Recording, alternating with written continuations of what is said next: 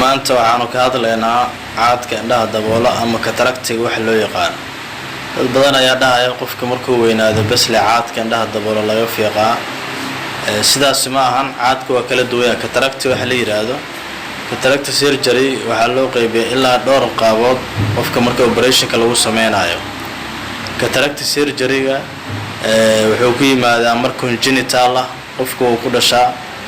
mar wuxuu noqdaa mid traumatic cataract la yiraahdo, jug isha qofka ay kaga dhacdo caadka indhaha sidaas ku daboolo waa loo fiiqaa indhaha.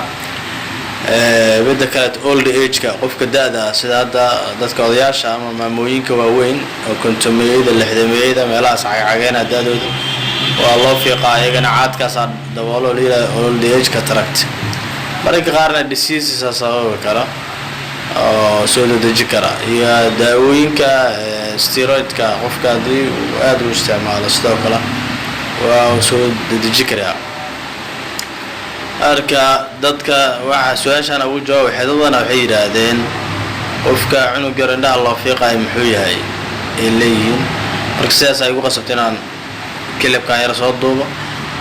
cataractiga ilmaha yarka marka operationka lagu sameynayo isma xakameyn karaan.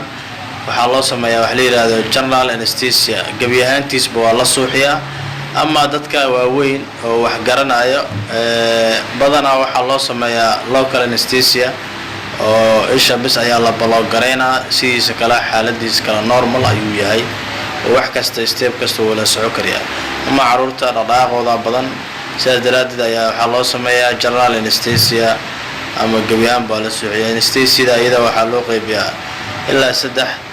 general anesthesia qofka in la wada suuxiyo, local anesthesia qayb kamida area operationka laga sameynayo in la suuxiyo, iyo in spinalka qofka inta dambe lower limbiga laga suuxiyo oo upper limbiga caadi iska ahaado.